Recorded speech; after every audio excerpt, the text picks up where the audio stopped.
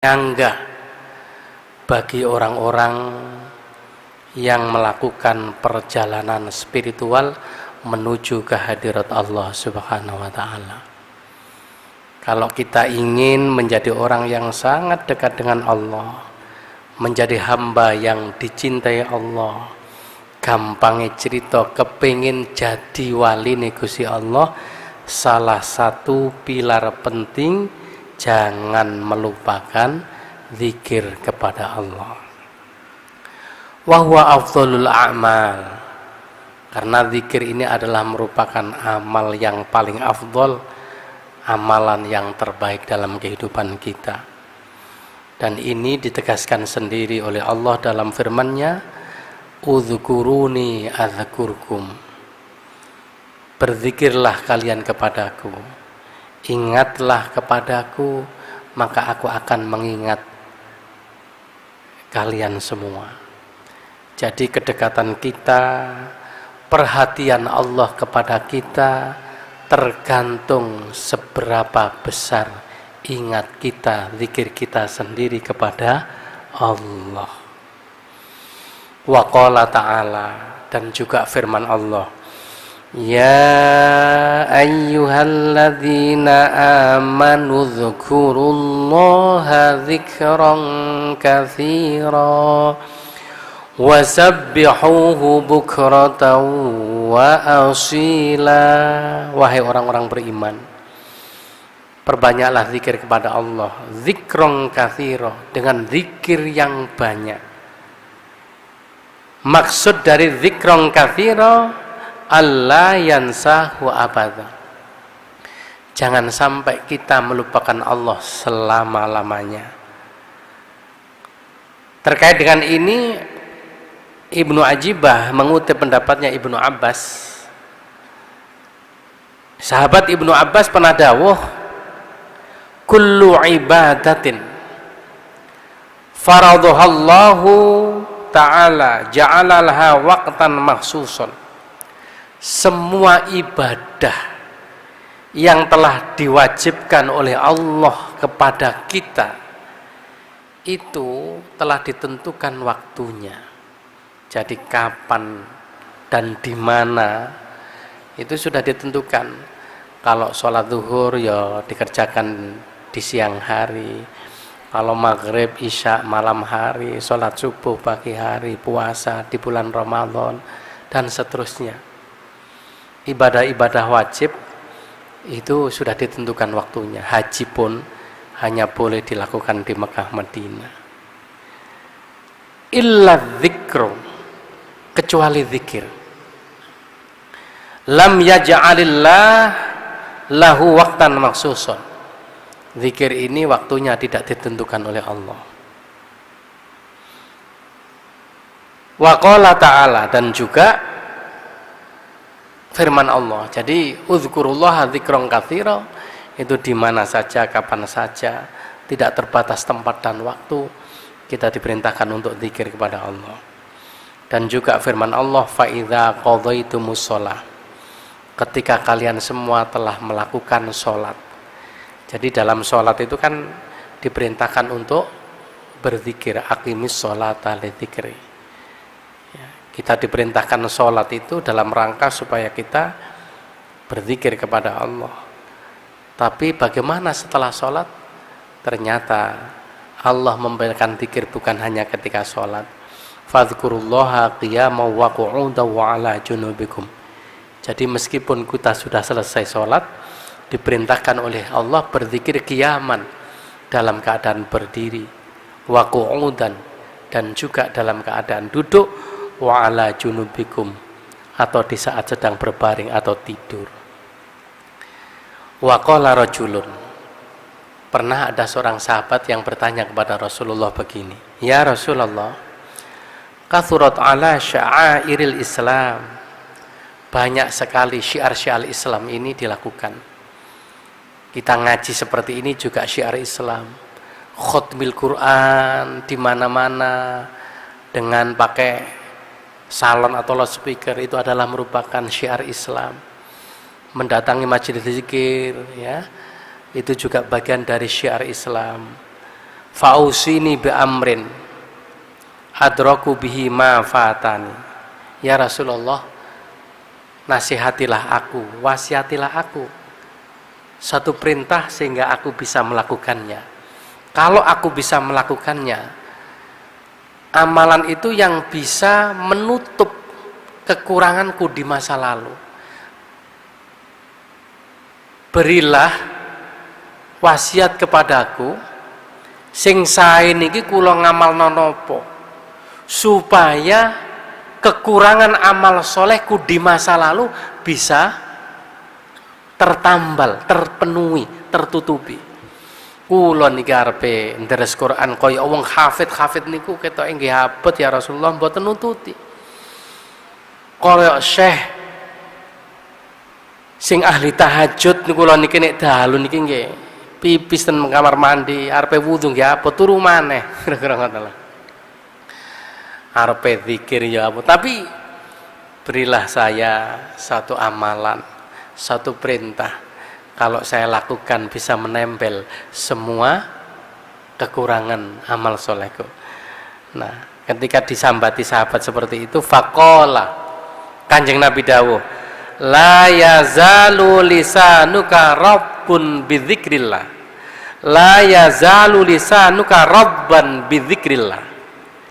Jangan sampai berhenti lesanmu, basahilah lesanmu dengan memperbanyak dengan zikrullah, dengan berzikir kepada Allah. Wa qala alaihissalam, dan Kanjeng Nabi juga memberikan tambahan nasihat dalam sabdanya, lau anna rajulan, kalau ada seseorang fi hijrihi darahima, kalau dia di pangkuannya, di rumahnya, di brankesnya banyak dirham, banyak dinar, banyak tabungan uang, yuqassimuha, kemudian dibagi sampai habis, wa akhirun, dan ada orang lain yadhkurullaha fi, senantiasa berzikir kepada Allah, lakana dzakiru lillah afdalu, pasti berzikir kepada Allah jauh lebih utama daripada menghabiskan uang untuk bersedekah. Nah, jadi karena itulah Bapak Ibu yang kami hormati, kemudian Ibnu Ajibah mengatakan zikir ini adalah merupakan pilar penting, merupakan tiang yang penyanggah dalam rangka untuk memperoleh kedekatan kepada Allah Subhanahu wa taala. Nah, dari situlah Bapak Ibu yang kami hormati, Syekh Ibnu Athaillah As-Sakandari dalam kitabnya Al-Hikam beliau mengatakan begini, la tatrukiz dzikra li'adami huduri qalbika ma'allahi fihi. Karena itu janganlah kalian meninggalkan zikir kepada Allah meskipun hatimu lalai, hatimu tidak bisa hudur, tidak bisa khusyuk di hadapan Allah dengan zikir itu. Saya ulangi Bapak Ibu, dawuh Syekh Ibnu Athaillah, janganlah kalian sekali-kali meninggalkan zikir meskipun di saat engkau berzikir tidak bisa khusyuk atau hati dan pikiranmu sedang lalai. Nanti napa mboten kula jenengan lesane maca Quran tapi gelambiar. Halo? Niku mboten sinten-sinten kula dhewe, Pak. Jadi seringkali saya itu baca Quran, kemudian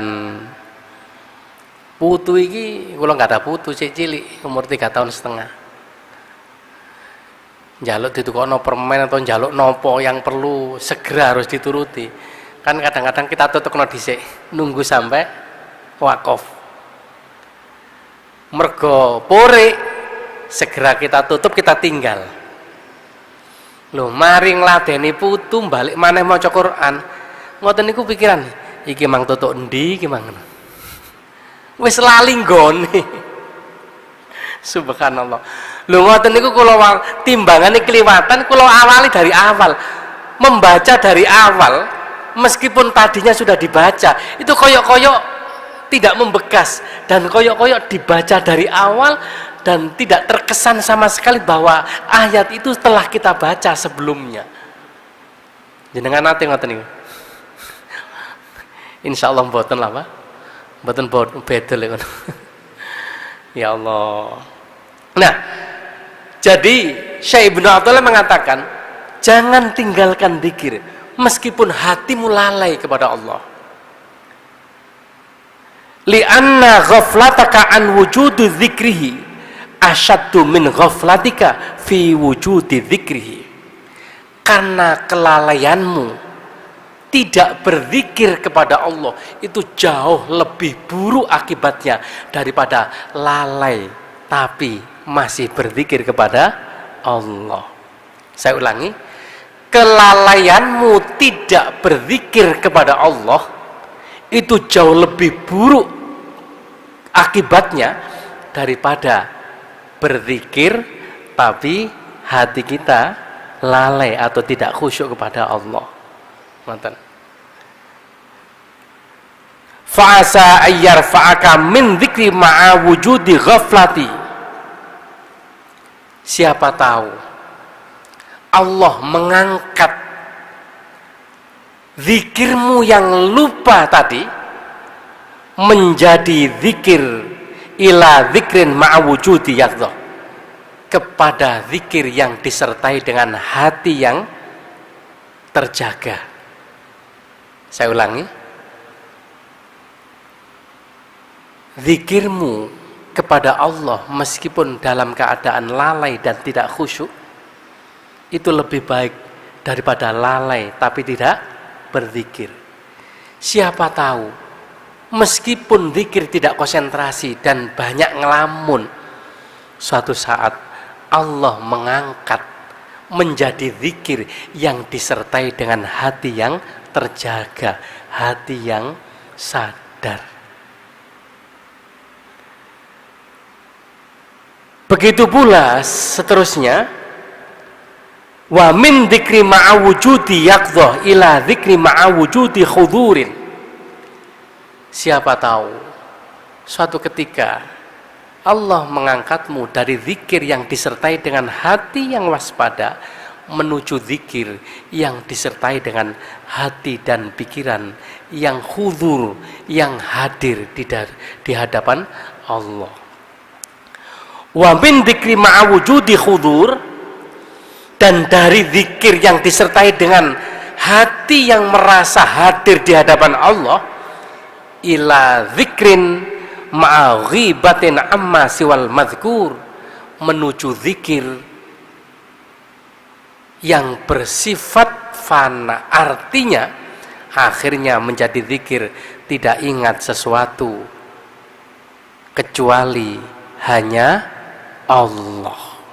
Nah, Bapak Ibu, zikir fana ini saya teringat ada seorang ulama bernama Syekh Ibnul Arabi. Beliau menulis kitab namanya Futuhatul Makkiyah. Berdasarkan pengalaman spiritual, diceritakan ketika beliau sedang tawaf mengelilingi Ka'bah, tiba-tiba berpapasan dengan seorang gadis Mekah yang sangat cantik luar biasa. Saking cantiknya beliau akhirnya sempat terhenti sebentar, terhenyak pikirannya karena terkesima dengan kecantikan seorang gadis ini. Sampai-sampai kecantikan dan wajah gadis ini masuk ke dalam pikiran dan hatinya, sehingga mengganggu aktivitas ibadahnya. Ketika sholat, Allahu Akbar, yang dilihat, yang dipikirkan bukan Allah, tapi yang tampak adalah wajah sang kekasih. Makanya ada sebuah puisi yang luar biasa. Kapalmu begitu cepat berangkat, Tak ada riak ombak atau gedebur gelombang yang mengisyaratkan lambaian tangan atau apa. Kapalmu mengepak begitu indah di antara bintang gemintang, engkau pun cepat menghilang. Jika aku terus merasa galau, begitulah caraku mengurai kalau. Jika aku tak lagi bisa tertawa, begitulah caraku menelan duka. Kepada mega yang berarak jingga akan kualamatkan perih ini, sebab aku yakin esok hari rindu-rindu ini akan menjelma menjadi bunga. Pret. Jadi karena saking cantiknya sampai terbawa di dalam emosi pikiran dan hatinya, dan setiap rukuk sujud yang tergambar bukan zikirnya kepada Allah, tapi yang dilihat adalah wajah sang kekasih. Karena beliau seorang ulama besar, akhirnya riyadhah bagaimana cara menghilangkan fata morgana ini, bagaimana cara menghapus bayang-bayang yang ada di dalam pikiran ini. Akhirnya terus di kota Mekah itu riyadhah zikir sampai akhirnya menemukan sebuah rasa dari zikir yang lalai tadi menuju zikir yang bersifat fana, sampai sebuah ajaran di dalam kitab Ibnul Arabi namanya Wihdatul Wujud, menyatunya Allah dengan dirinya, sudah menyatu, atau bahasa Syekh Siti Jenar manunggaling kawula Gusti. Sehingga ketika melihat apapun yang terjadi, melihat apapun yang tampak, bukan zahirnya yang dilihat, di balik yang zahir itu ada yang menciptakan, di balik yang ada yang mengadakan. Andai kata kita ini tidak ada yang maha ada, pasti tidak akan ada. Adanya kita, keberadaan kita karena diadakan oleh yang maha ada, dan yang maha ada itu hanyalah siapa? Allah. Kita ini merupakan cerminan dari zat Allah Subhanahu wa ta'ala. Sehingga ketika dia melihat orang cantik, bukan kecantikannya yang dilihat, tapi di balik kecantikan itu ada yang maha menciptakan yang cantik, yaitu Allah. Jadi kalau jenengan mulai sekarang kok ndelok wong ayu langsung Allah, itu berarti ya wis iso zikir fana wisan. Tapi nek Allah kemudian bayangno ndahane umpama ndek bojo kaya ngono, ngawiti teko endi kenake. Lah ya gak sida itu berarti lalai sudah. Tapi enggak apa-apa. Itu lebih baik mengucapkan Allah subhanallah meskipun hati lalai daripada angkrik rek ayune arek iki ngono. Lah itu lebih bahaya dan lebih buruk akibatnya daripada kita berzikir meskipun masih belum bisa konsentrasi. Lakukan saja, kata Syekh Ibnu Athaillah. Wa ma dzalika 'ala Allah bi aziz.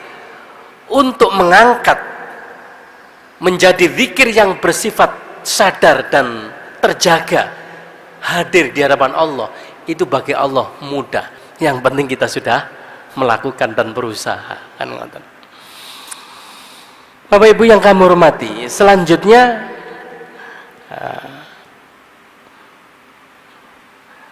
ada seorang ulama bernama Syekh Burhanuddin Asy-Syadzili Al-Hanafi.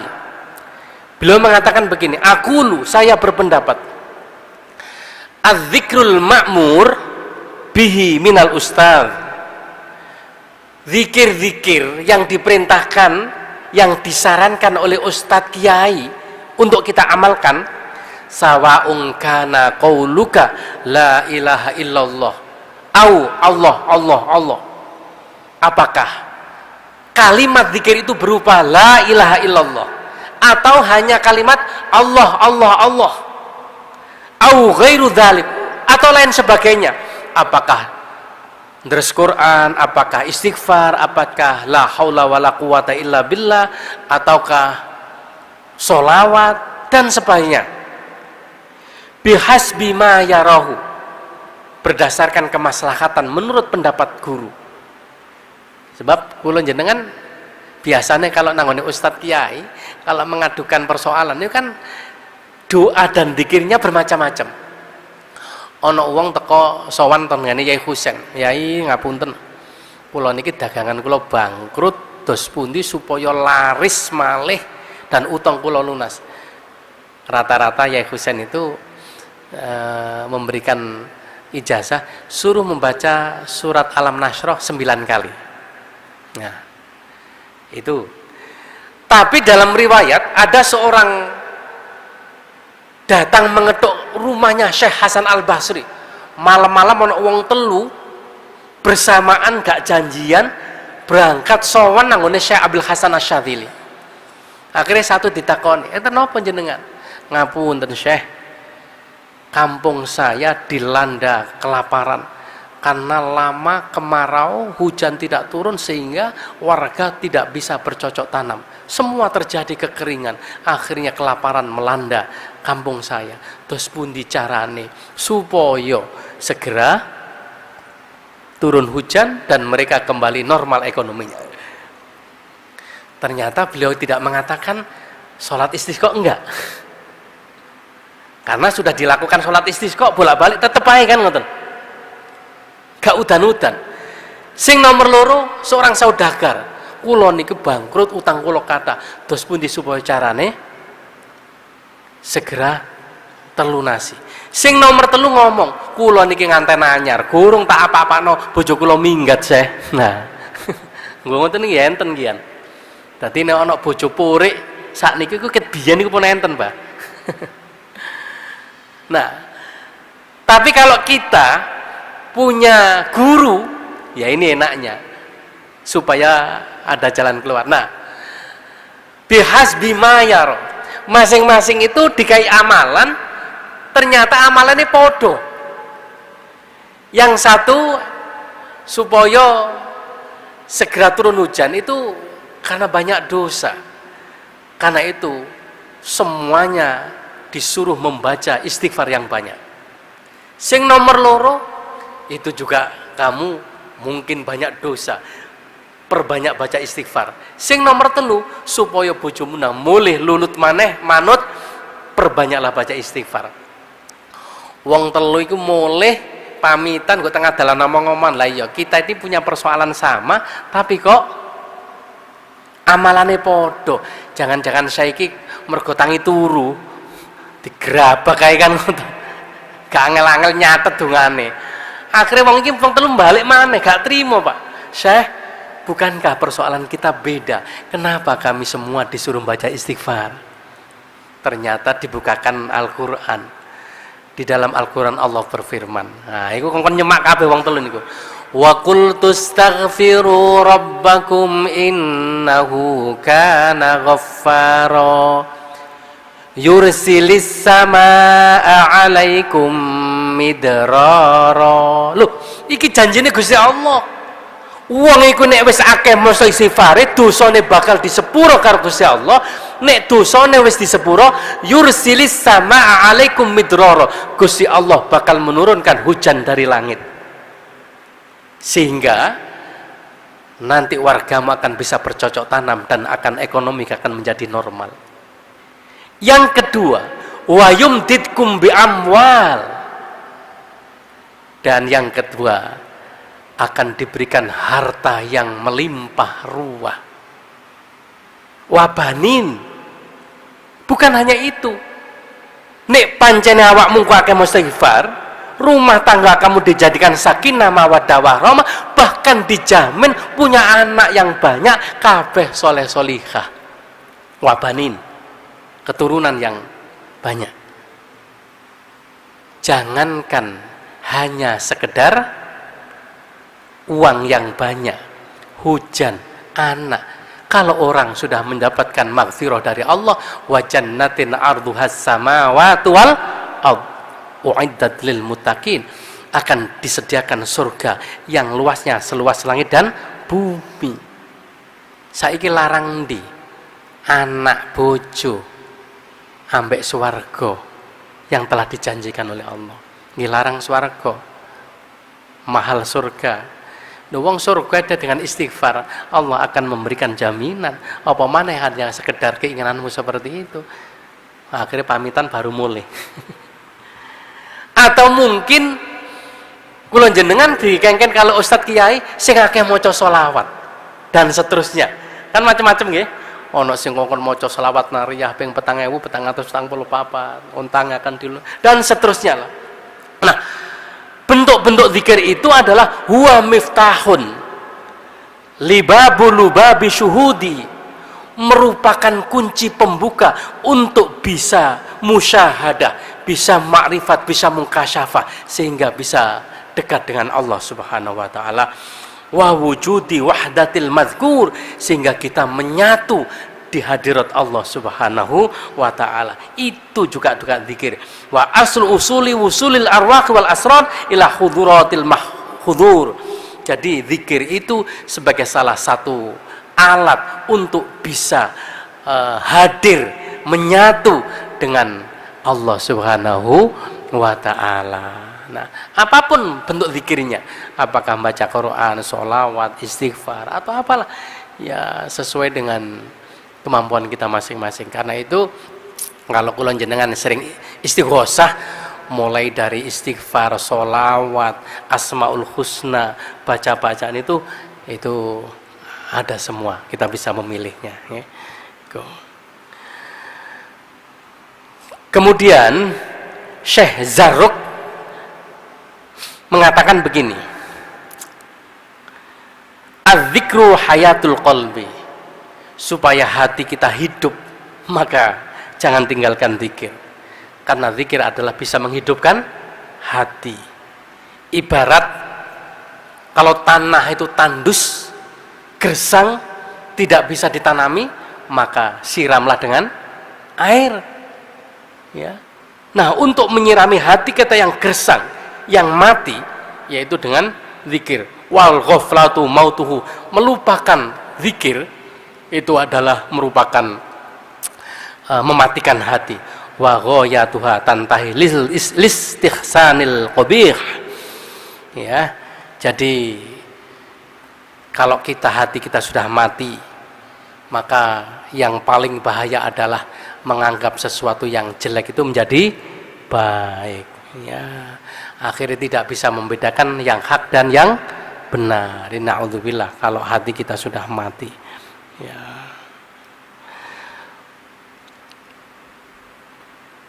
Kemudian selanjutnya beliau mengatakan li'anna tarakat dzikri fihi ba'uda anillah, meninggalkan zikir itu bisa jauh dari Allah. Bi khilafiz dzikri fa innaka in ba'udat anhu biqalbika fa anta qaribun bilisanika. Bapak Ibu yang kami hormati, jadi tidak berzikir itu bisa menjauhkan kita dari Allah bil qalbi wal lisan, baik hati maupun lisan. Sementara zikir itu bisa mendekatkan kita kepada Allah, meskipun zikir kita itu belum bisa khudur, belum bisa disertai dengan hati yang sadar, meskipun dalam keadaan hati yang lupa. Karena apa? Fa anta qaribun bilisanika, meskipun Anda jauh dari Allah, dari pikiran dan hatimu, tapi engkau dekat melalui lesanmu.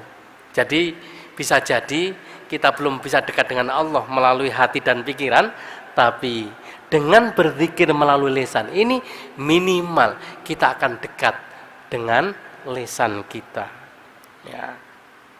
Karena itu fa'alaika an tudzakkirallah bihi wa in kana qalbuka ghafilan halat dzikri. Karena itu jangan pernah melupakan zikir meskipun hanya secara lesan saja, belum secara hati. Bapak Ibu yang kami hormati, ada seorang ulama namanya Imam Al-Khujwiri, dalam kitabnya Kashful Mahjub diceritakan bahwa ada seorang wali Allah namanya Syekh Husain An-Nuri. Syekh Husain An-Nuri ini disebut An-Nuri, itu artinya orang yang bercahaya, atau bahasa sekarang itu orang yang selalu memberikan pencerahan. Karena apa? Setiap jamaah, setiap orang yang punya kesulitan, mengalami masalah hidupnya, begitu sowan kepada Syekh Husain An-Nuri dan kemudian dikasih nasihat, dikasih bimbingan, diamalkan, bahasane Gusti Allah ngijabahi apa sing dadi krenteke ati, apa sing dadi maksud dan kehendak hatinya, sehingga dikenal dengan An-Nuri. Yang kedua, disebut An-Nuri karena suatu ketika pas beliau sedang zikir di satu kamar yang gelap, tiba-tiba kamar itu bercahaya. Jadi akhirnya menjadi terang benderang, sehingga orang menyebut An-Nuri, orang yang bersinar. Nah, beliau ini punya murid. Suatu ketika murid ini dipanggil, diajari zikir dengan mengucapkan zikir jahar. Allah, Allah, Allah, Allah. Disuruh membaca dengan keras secara lisan, sehingga dimanapun saja dia berada, kapan saja, siang malam, sambil naik sepeda pun selalu mengucapkan Allah, Allah, Allah, Allah, terus begitu. Nah, setelah sekian lama Bapak Ibu, murid ini kemudian dipanggil kembali. Sekarang tidak usah kamu ucapkan dengan lisan, cukup disesuaikan dengan keluar masuknya nafasmu. Allah, Allah. Jadi keluar masuknya nafas selalu diiringi dengan kalimat Allah, tapi tanpa bersuara, tanpa kalimat Allah, Allah. Setelah sekian lama kemudian dipanggil kembali. Sekarang zikirmu dirubah, sesuaikan dengan gerak detak jantungmu. Kula jenengan kan punya jantung. Kalau jenengan pegang, ini kan berdetak. Tek, tek, tek, ini kan kerosong ya. Nah, sehingga ketika detak jantung ini bergerak, maka di saat itulah zikir Allah diucapkan. Nah, setiap tek, tek, tek itu Allah, Allah. Nah, setelah sekian lama Bapak Ibu, karena istiqomahnya melakukan perubahan zikir dari zikir yang jahar menjadi zikir sirri, sampai kemudian setiap nafas dan gerak jantungnya itu mengucapkan lafal Allah dengan sendirinya, sehingga Allah kemudian menunjukkan karomahnya. Pas terjadi hujan lebat, dilalah musolanya waktu itu terjadi banjir puting beliung lah kalau sekarang ini ya, sampai gentengi Murad Marid jatuh dan mengenai pelipis santri yang sedang berzikir siri ini. Waktu itu piyambake tidur di musola. Ketika posisi kejatuhan genteng, kejatuhan atap, dan kemudian pelipisnya bocor mengeluarkan darah. Darah ini tiba-tiba menuliskan lafal Allah, Allah, Allah. Nah, makanya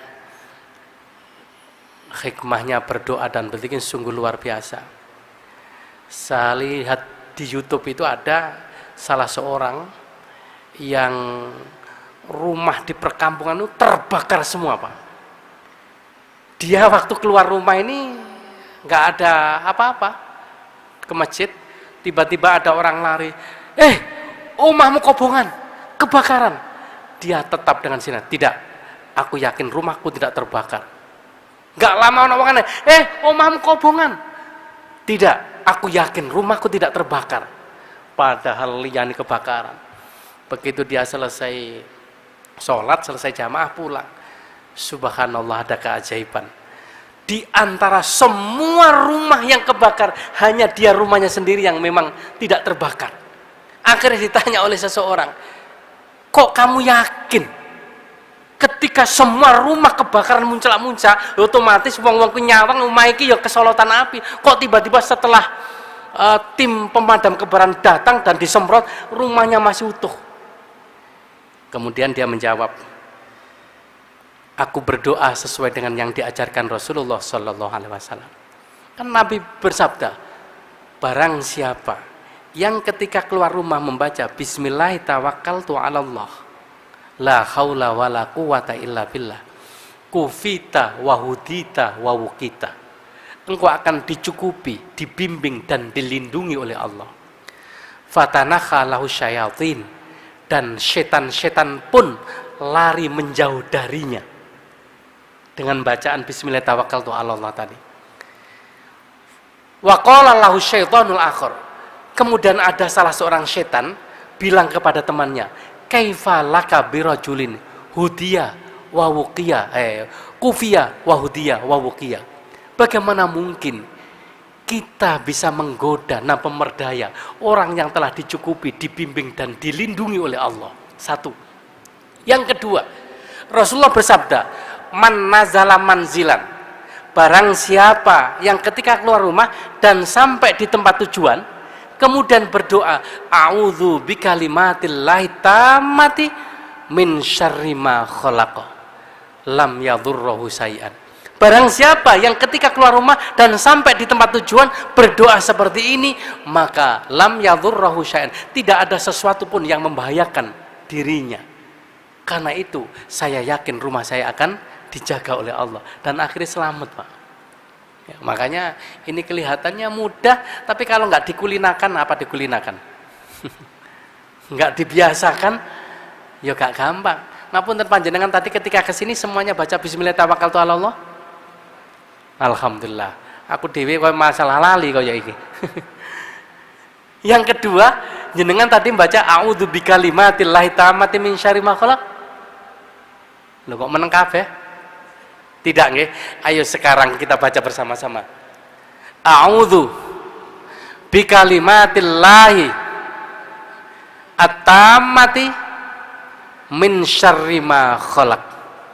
Nah, a'udzu bikalimatillahi at-tammati min syarri ma khalaq. Sekali lagi, a'udzu bikalimatillahi tammati min syarri ma khalaq. Nah itu Bapak Ibu yang kami hormati, jadi terkait dengan hikmah zikir sungguh luar biasa. Dan mudah-mudahan kita semua diberikan kesehatan, kekuatan, iman lain dan depan Allah, sehingga meskipun sementara tahapannya berzikir tapi hati masih lalai, nggak apa-apa. Itu lebih baik daripada tidak berzikir, itu akibatnya jauh lebih buruk daripada zikir meskipun masih lalai. Ini kelihatannya sudah isak nih. Jadi mohon maaf, tidak ada waktu untuk tanya jawab. Mudah-mudahan dalam kesempatan lain kita bisa bertemu kembali dan diberikan kesehatan, panjang umur yang barokah, sehingga sakit istiqomah ikut ngaji, dan kalaulah nanti kita semua dipanggil oleh Allah, muka-muka dalam keadaan zikir dan husnul khotimah. Al-Fatihah. A'udzubillahi minasyaitonir rajim. Bismillahirrahmanirrahim. Alhamdulillahirabbil alamin arrahmanirrahim gamdin. Iyyaka na'budu wa iyyaka nasta'in ihdinas siratal mustaqim siratal ladzina an'amta 'alaihim ghairil maghdubi 'alaihim waladdallin. Amin. Allahumma shalli ala sayyidina Muhammad wa ala ali sayyidina Muhammad. Alhamdulillahi rabbil alamin. Rabbana ighfir lana wa liwalidina warhamhum kama rabbawna shighara. Rabbana atmim lana nurana waghfir lana innaka ala kulli syai'in qadir. Ilahi anta maqsudi wa ridhaka matlubi a'tina mahabbatak wa ma'rifatak ya Allah. Rabbana atina fid dunya hasanah wa fil akhirati hasanah wa qina adzabannar wa adkhilna jannata ma'al abrar ya aziz ya ghafar ya rabbal alamin. Wa sallallahu ala sayyidina Muhammadin walhamdulillahi rabbil alamin. Subhanakallahumma wa bihamdika asyhadu an la ilaha illa anta astaghfiruka wa atubu ilaik. Assalamualaikum warahmatullahi wabarakatuh. Allahumma shalli ala Muhammad